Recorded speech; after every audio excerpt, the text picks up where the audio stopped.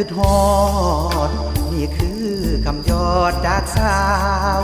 เขาฝากบอกถึงเพื่อนเฮากระซิบเบาๆสุดซึ้งแห่งหลาย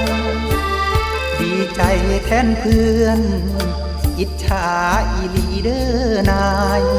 คำฝากมากด้วยความหมายมันช่างกินใจฟังแล้วอ่อนสอนแต่เฮา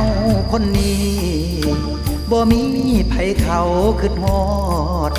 อยู่เศร้างาม